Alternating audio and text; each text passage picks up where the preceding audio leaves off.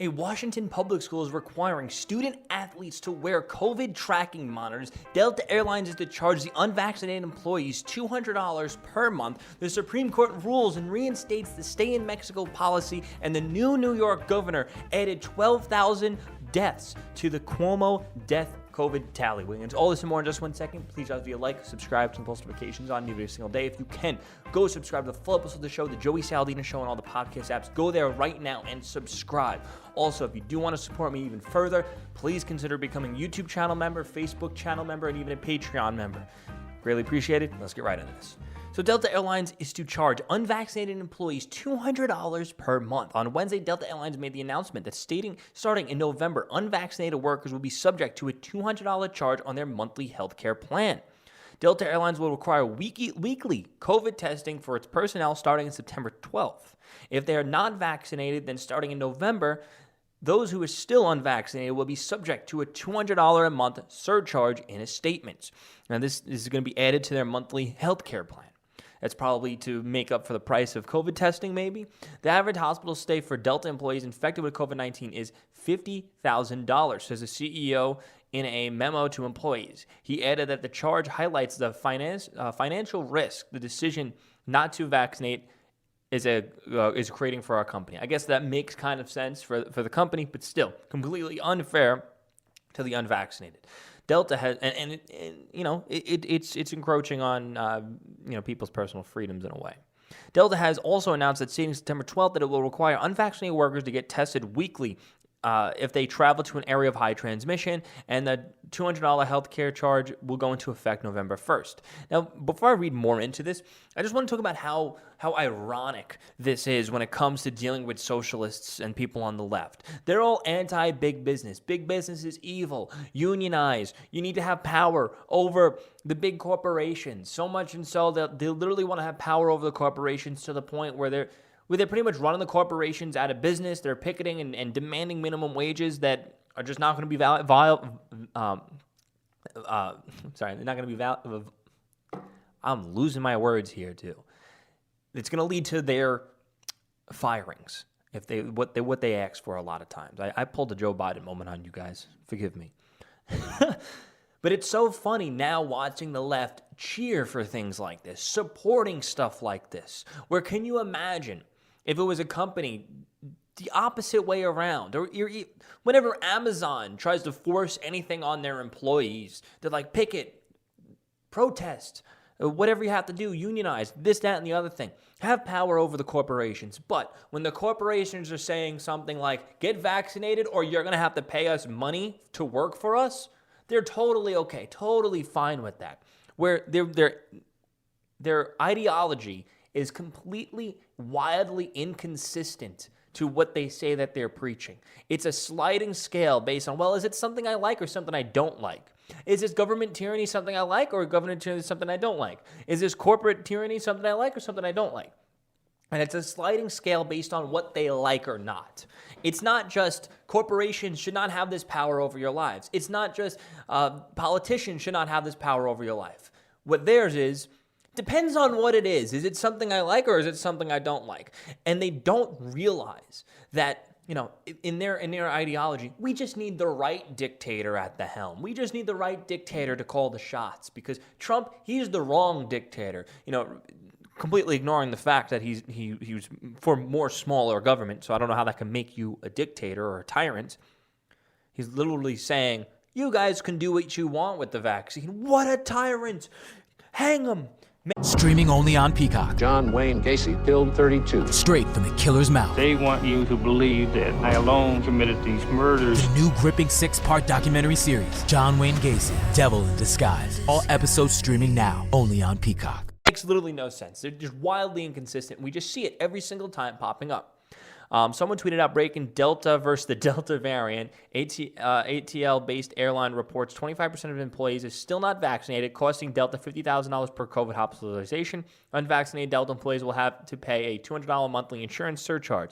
All recent hospitalizations were unvaccinated. While Delta has not moved to require all employees to be vaccinated, other airlines are. United Airlines made an announcement early August that it would require all employees to get vaccinated as an airline industry suffered from during the pandemic. The Delta variant is causing other decrease in flight traffic. Airlines are working hard to recover.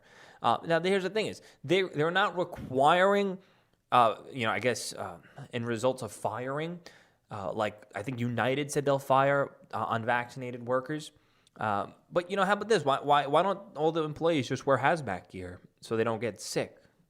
Lower your insurance costs. Whereas in a situation like this, in a normal leftist situation, would be that the left would be like, this is outrageous. Why are we, you shouldn't have to pay these evil, greedy corporation for your choice of freedom.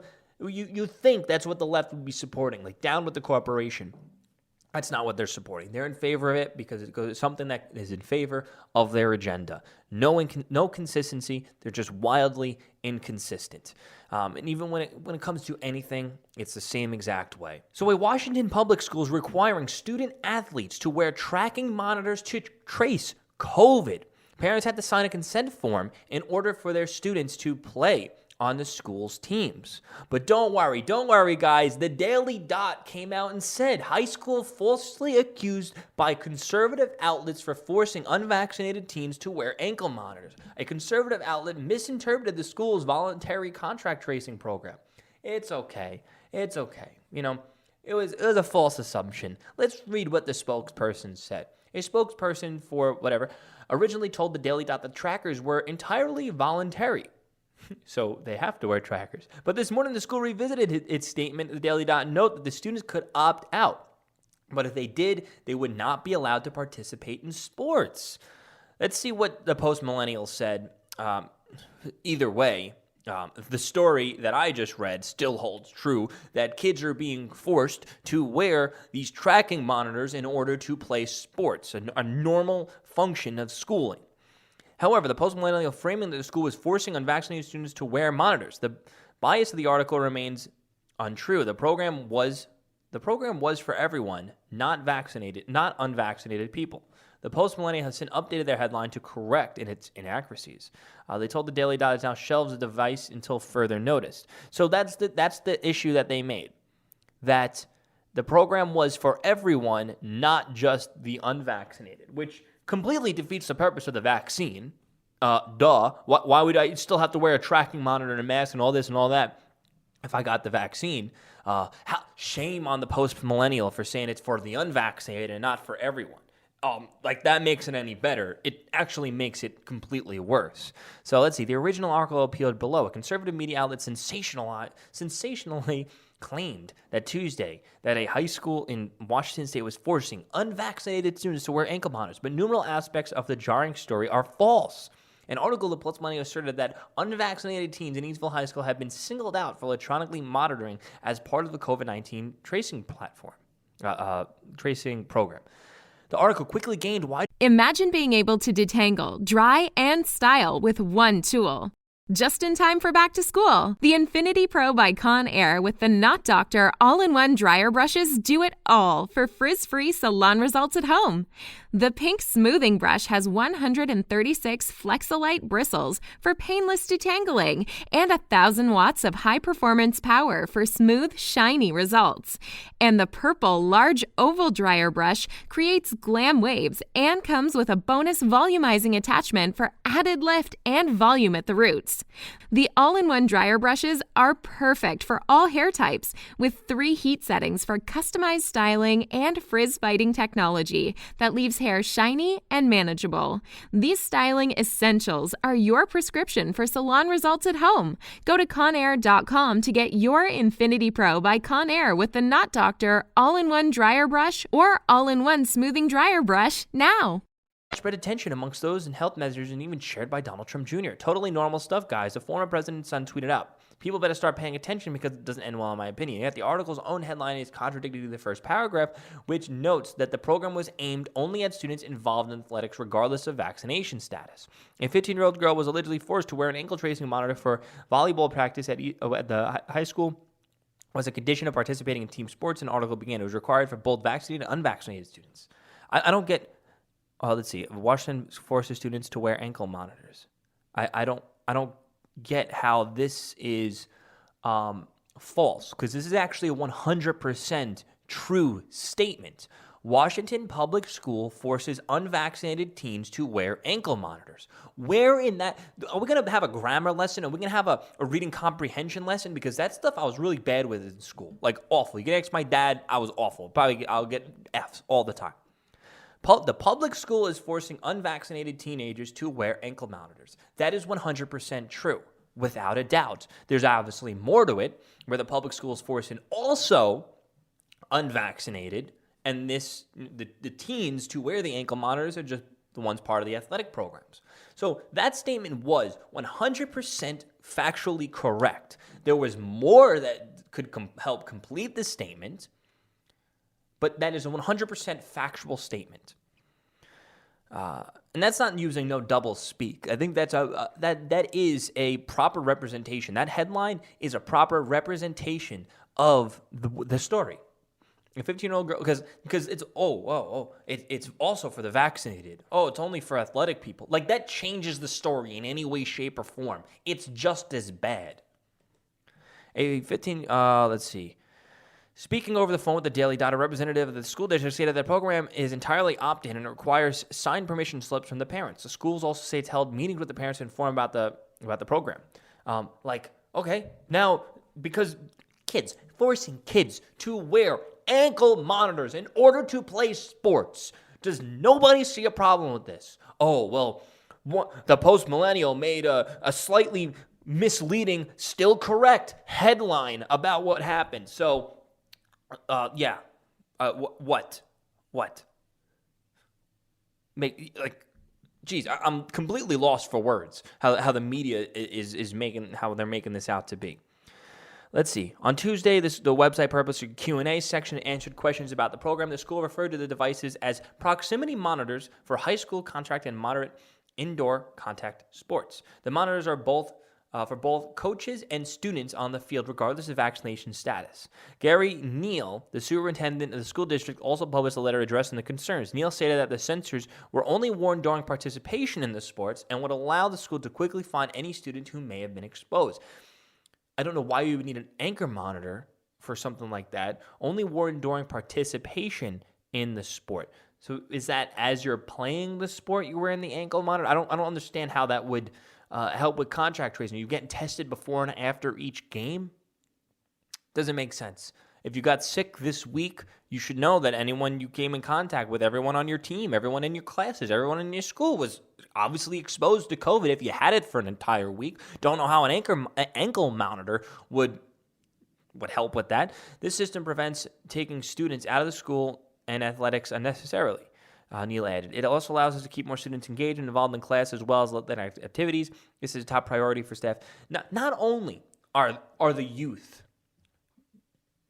completely, almost completely immune to COVID, where the flu is quite literally a bigger issue the younger you get in this world. It's mind-baffling. It's anti-science to be so restrictive on the youth, I guess, children, teenagers. It is anti-science to be so restrictive on them. And Rand Paul even called it out and called Dr. Fauci out on it, which he was then proven right, Rand Paul, over Fauci, even after the left said that he was anti-science, not a real doctor. Rand Paul was obviously correct. It is anti-science to be restrictive on our youth when it comes to COVID measures. Completely anti-science. And there's no way about it. But that's the left. The left, men are women, women are men. There's no such thing as gender. Even though women are men and men are women, there's still no such thing as gender. It's all a social construct. It's all made up. Penises and vaginas don't exist. That's, the Democrat Party of science. The Supreme Court rules to reinstate the Remain in Mexico policy. The Biden administration is trying to keep the Remain in Mexico policy introduced by former President Donald Trump. The Supreme Court ruled against the administration's attempts on Tuesday. Greg Abbott tweeted out, the U.S. Supreme Court tells the Biden administration to reinstate the Remain in Mexico policy put in place by the Trump administration. This halts Biden's skirting of immigration laws and will reduce the record number of migrants entering illegally. This is a big win for America. The Biden administration attempted to block the ruling from the U.S. district judge that renewed the policy. The court rejected the effort's 6-3 vote and stated that the administration will not show how the decision to end the policy was not arbitrary and whatever.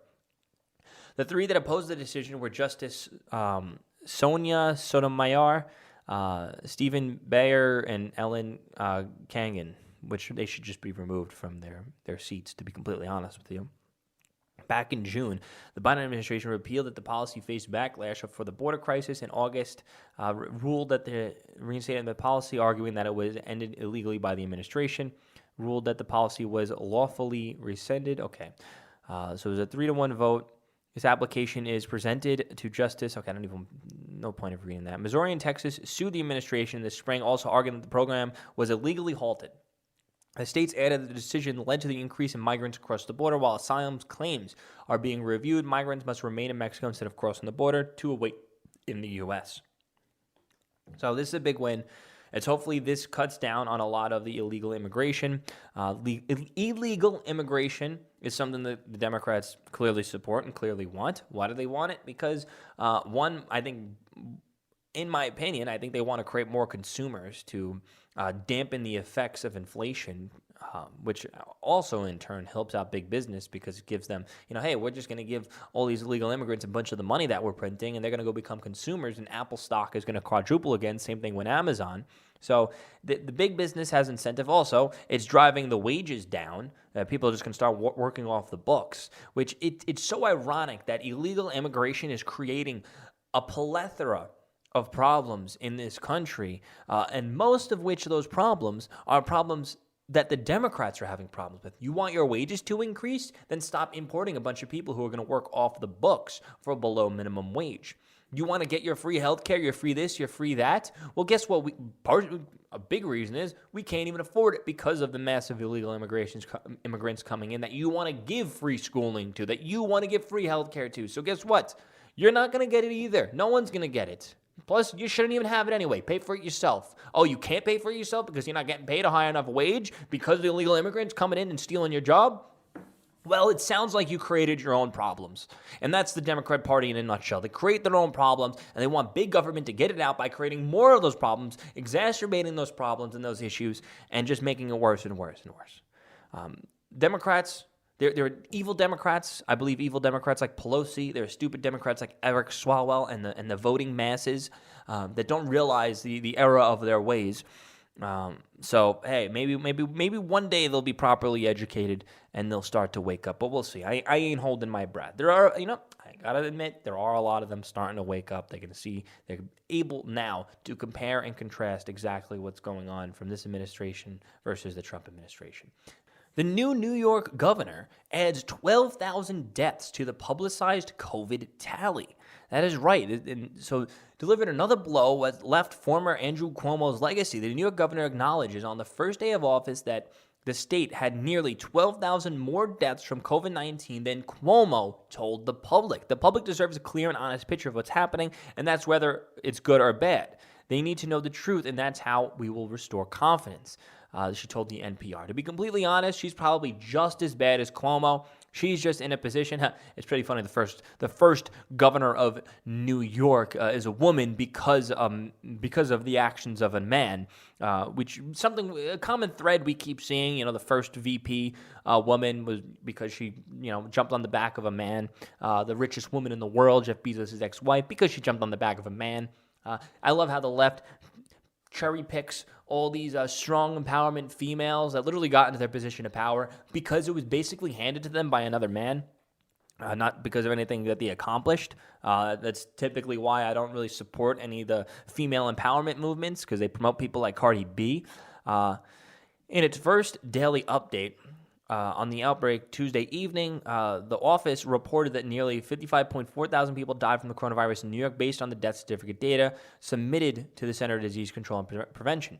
That's up from the 43.4 thousand Cuomo reported to the public on Monday, his last day in office. The Democrat who once widely acclaimed for his leadership during the COVID-19 outbreak resigned in a face of an impeachment charge. It's so funny that the legacy of Cuomo has completely exploded to disastrous epic proportions when it comes to, I guess, what we were saying from day one. We were saying, one, the COVID numbers are inflated. Two, Cuomo's orders have led to actual more deaths in nursing homes, even though the numbers are inflated.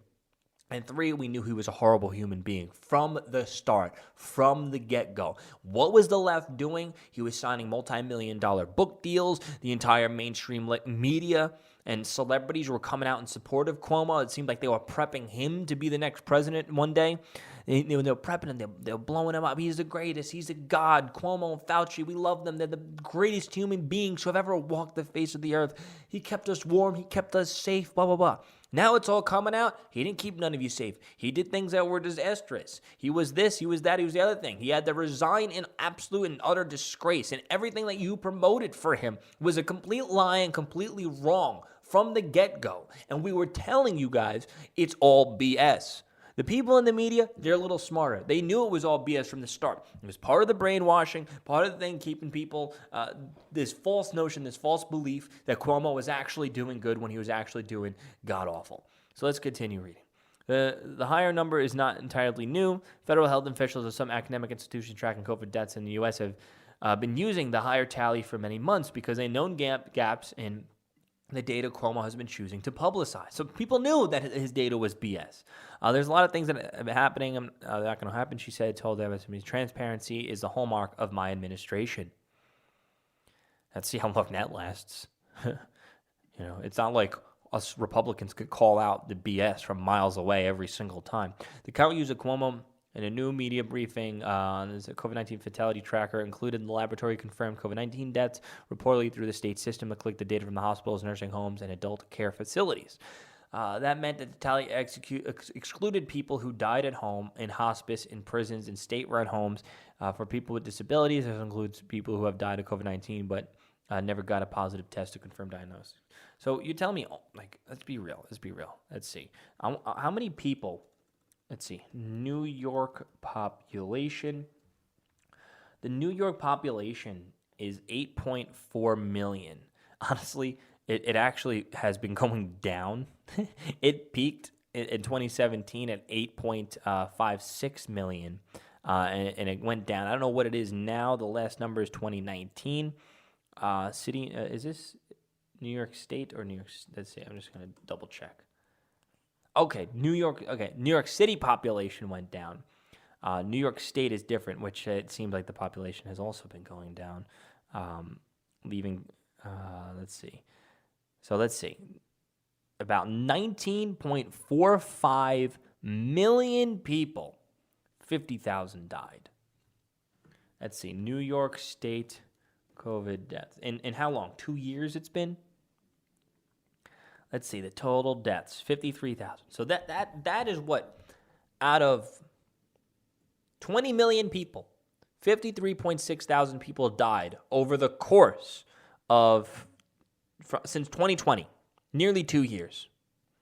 53,000 people died. And that number, one could assume, is most likely artificially inflated.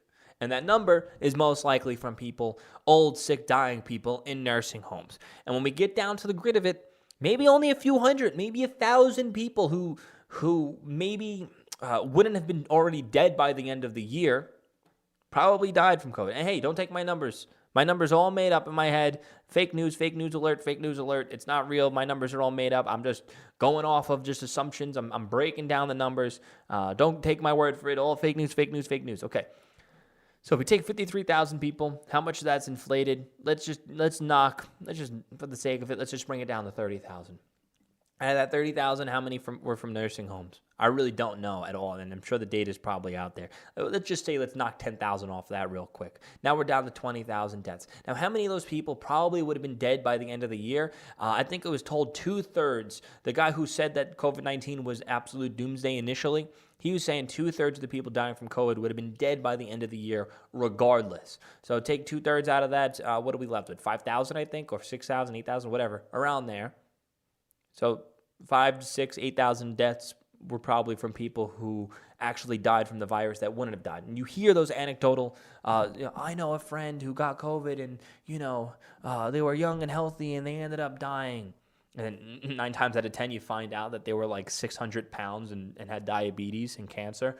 But there are those situations where it's like, wow, like that was a young, healthy person, or younger, probably 30, 40, 50 years old, that actually, died or had severe consequences from it. That does happen. I'm not going to lie. It does happen. Not to anyone I know, maybe friends of friends or family and friends, three people down the line, 3 degrees of separation. But is a few thousand people dying out of a population of 20 million? Does that warrant massive lockdowns, massive government control, vaccine mandates? Does that warrant all that? I think not. If you can, I guess that's about it for the show. If you can, drop this video a like, subscribe, turn the post notifications on. New video every single day. Now, if you do support me, please consider becoming a YouTube channel member, a Facebook channel member, or even a Patreon member. That'll be greatly appreciated. If you can't do any of those things, if you don't want to give me $1, I only want $1. If everyone watching the show gives me $1 a month, I'll be chilling. But if you don't want to do that, go subscribe to the full episode of this show, The Joey Saladino Show, on all the podcast apps. If you go there, the reason why I tell you guys to go there and listen there other than watching, I do like it when you guys watch, so click the like and subscribe button, whatever. The reason why I say go listen to the podcast is because it actually pays more from the advertiser dollars. Being honest with you guys, throw money out of your pocket listening to ads. And also, you can listen on the go. So you can choose between one or the other. You can listen on the go, or hey, if you're at a computer or you feel like watching, then you can go watch. You got 2 options. Things I thought could never happen. Me in a punk band?